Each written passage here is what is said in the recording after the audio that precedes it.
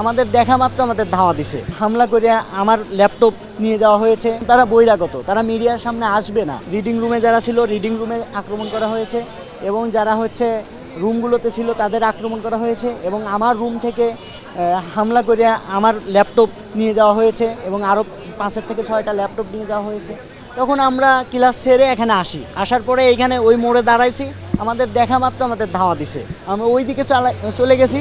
Corona বা যে কোনো ভাইরাসের এগেইনস্টে ফাইট মানি ব্যাকট্রলের লেফট রাইট চলে যাওয়ার পরে আমাদের সবাই যখন ক্লাস থেকে আসছে তখন আমরা হলের দিকে যখন আসতে চেয়েছি, এইখান থেকে আবার আক্রমণ চলাইছে। যখন আমরা তাদের প্যাটকেল দিয়েই আমরা যখন প্রতিরোধ গড়ে তুলছি তখন তারা ওই দিকে চলে যায়, কারণ তারা বহিরাগত, তারা মিডিয়ার সামনে আসবে না। কারণ যারা ছাত্রদলকে এখানে লিড করে তারা 15 থেকে 16 সালেই কামিল পাস করে গেছে, 10 থেকে 12 বছর আগে।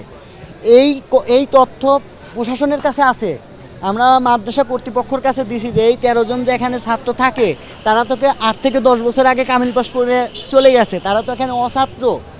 স্যার তালি তাদেরকে কি করবেন, বলে তারা এখন ক্ষমতাসীন, ঠিক আছে। তারপরে তাদের এমপি মহোদয়কে আমি ফোন দিছি যে ভাই আপনি ছাত্রদল এখানে থাক, অসুবিধা নাই, কিন্তু যারা 16 সালে 17 সালে কামিল পাস করে গেছে তাদেরকে আপনি হলে রাখেন কেন? সে ভাই বলে যে এটা রাজনৈতিক একটা কারণে রাখা লাগে। তারপর বলছি যে 6টা রুমে এখানে মাদক সেবন করা হয়। হ্যাঁ, নাম মেনশন করতে পাই, জাহিদুর রহমান জয়নাল, সে হচ্ছে 10-11 শিক্ষার্থী, আর এখন হচ্ছে 19-20 যারা আছে তারা হচ্ছে মোস্ট সিনিয়র, আর সে হচ্ছে 10-11 শিক্ষার্থী, সে লিড করে। তারপরে এখানে হচ্ছে আছে জহির আছে, জহির এখানে এসএসসি পাস করার পরে তার আর কোনো ডিগ্রি নাই, তার বয়স হচ্ছে 35 থেকে 38 হবে। কোনো পদ নাই এখানে, কোনো কমিটি নাই এখানে। যারা আছে তারা হচ্ছে আগের কোন কালে কমিটি ছিল, রানিং ছাত্র একজনও না, এখানে কোনো কমিটিও নাই ছাত্র দলের।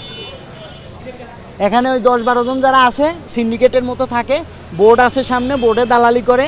এইখানে রাত ওই 1-2টার সময় হচ্ছে টাক ঠেকায়, তারপরে হচ্ছে আপনার ভাঁজ ঠেকায়, চাঁদা তোলে। এটা আমরা প্রশাসনকে জানাইছি, ওসি স্যার জানে, ওসি স্যার পরে রেড করছে। তারপর যে 6টা রুমে মাদক খায় ওই 6টা রুমের লোকেশন আমরা জানাইছি, প্রিন্সিপালকে বলছি, প্রিন্সিপাল জানে যে 6টা রুমে মাদক খায়, তার এমপি মহোদয় জানে, তারপরে পুলিশের এখানে যে ওসি আছে সেও জানে। আপনি তাদের কাছ থেকে জানতে পারেন যে শিবিরের সভাপতি এই 3টে যে বিষয়ে আপনাদেরকে জানাইছে, এখানে চাঁদাবাজি, বোর্ডের চাঁদাবাজি, তারপরে যারা আছে তারা অছাত্র এবং ওই 6টা রুমে মাদক সেবন করে, আর জানাইছে কিনা দেখবেন যে সবাই জানে।